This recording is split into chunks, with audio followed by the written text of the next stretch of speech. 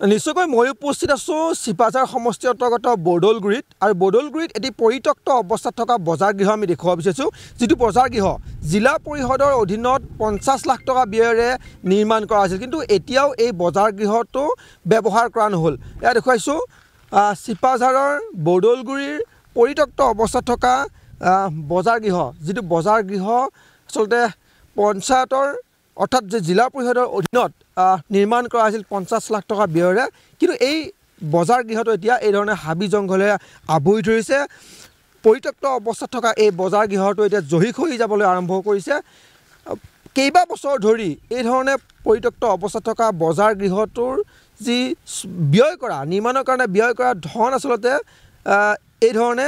অপচয় হোৱা অভিযোগ কৰিছে স্থানীয় লোকসকলে আমি স্থানীয় লোক আছে ছাত্ৰ সন্থাৰ বিষয়ববীয়া আছে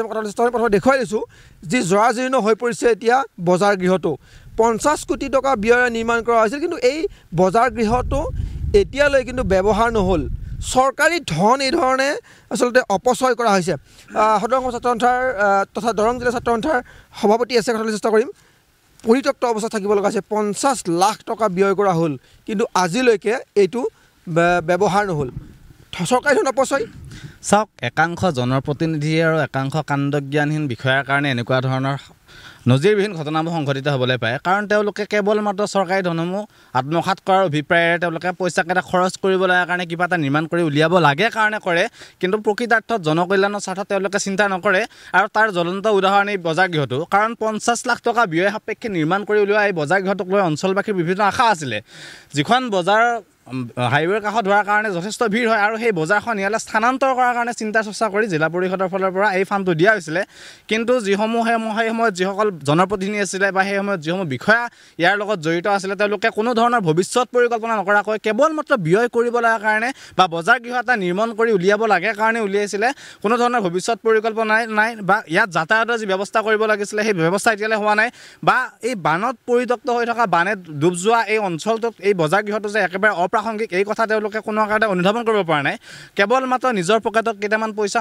সোমোৱাৰ আশাৰে তেওঁলোকে ইয়াত বজাৰ গৃহটো নিৰ্মাণ কৰিছে যিটো এতিয়া জহি খহি যাবলৈ ধৰিছে জনতাৰ ধন এনেকৈ ৰাজকোষৰ ধন এনেকৈ অপচয় হোৱাটো আমিও বিচৰা নাই কাৰণ অসম চৰকাৰে এফালে এডভান্টেজ আছামৰ কথা কয় বিনিয়োগৰ কথা কয় আৰু সেই একেই চৰকাৰী ৰাজকোষৰ ধন বিনিয়োগ কৰি বজাৰ গৃহৰ জৰিয়তে যি চৰকাৰী ৰাজহ ইয়াৰ পৰা পালেহেঁতেন সেই ৰাজহৰ পৰিৱৰ্তে কিন্তু কেৱল মাত্ৰ কেইটামান জনপ্ৰতিনিধি আৰু কেইটামান বিষয়াৰ পকেটত ইয়াৰ ধনসমূহ সৰকাৰ এটা পাং পাতিছে এইখন বজাৰ গৃহ এতিয়া ভালুকৰ সাঙিত পৰিণত হৈছে আৰু এই প্ৰশাসনৰ চূড়ান্ত নিদৰ্শন এই বজাৰ গৃহটো গতিকে এই বজাৰ গৃহটো নিৰ্মাণৰ লগত জড়িত বিষয়া আৰু জনপ্ৰতিনিধি ইয়াৰ বাবে জগৰীয়া আৰু জিলা ছাত্ৰ সন্থাৰ পৰা এটা দাবী কৰিছোঁ এই বজাৰ গৃহটোৰ লগত জড়িত বিষয়াসমূহক তদন্তৰ আওতালৈ আনিব লাগে আৰু পৰিকল্পনাবিহীনভাৱে এই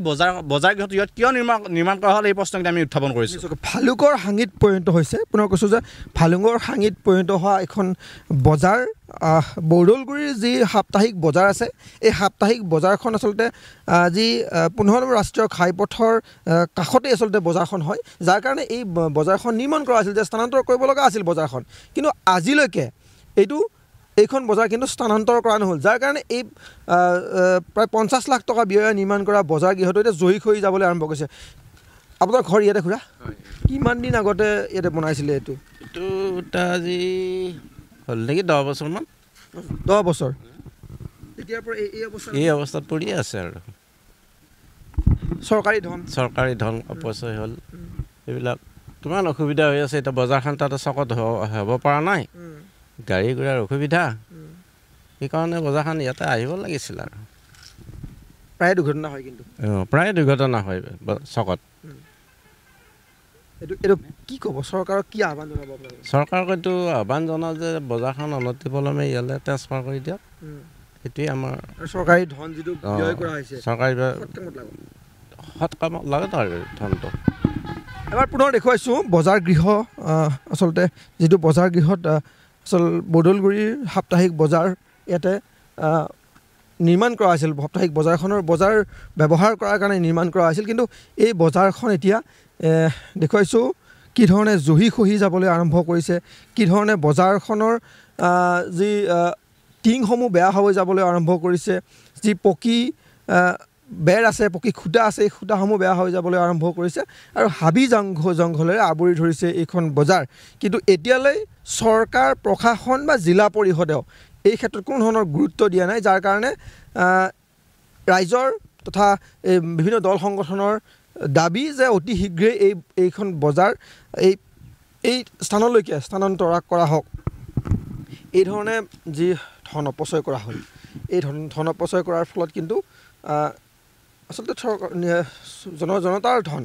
ৰাইজৰ ধন চৰকাৰে ব্যৱহাৰ কৰিছে, কিন্তু সৎ কামত লগাব পৰা নাই। এই ধৰণে জহি হৈ যোৱাৰ ফলত কিন্তু বৃহৎ লোকচানৰ সন্মুখীন হ'ব লগা হৈছে। বজাৰখন যদি ইয়াতে আহিল হয় যথেষ্ট সকাহ হ'ল। আৰু প্ৰায় 15 নম্বৰ ৰাষ্ট্ৰীয় ঘাইপথত বদলকৈ দুৰ্ঘটনা সংঘটিত হয় এই বজাৰখনৰ কাৰণে। চাওক, আচলতে যি অভিপ্ৰায়েৰে এই বজাৰ গৃহটো নিৰ্মাণ কৰা হৈছিলে, সেই অভিপ্ৰায়টোতে আচলতে আমাৰ সন্দেহ আছে।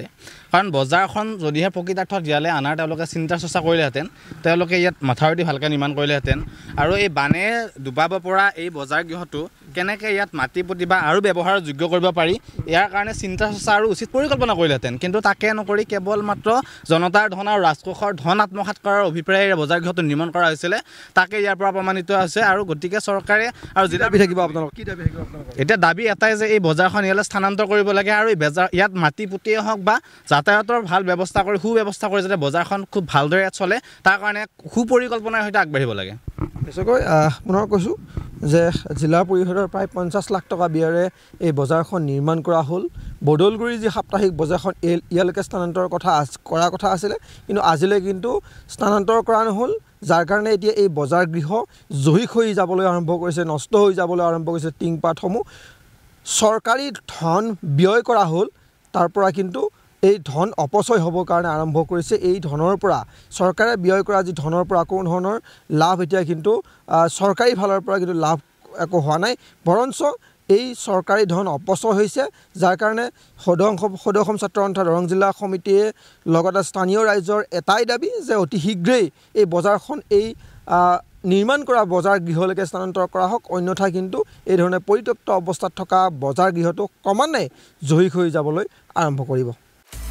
আপুনি বিচৰা বাতৰি পাব কেৱল নিউজ 18 এপত। নিউজ 18 এপ ডাউনলোড কৰিবলৈ স্কেন কৰক এই QR কোড। গুগল প্লে ষ্টৰতো পাব এই নিউজ 18 এপ।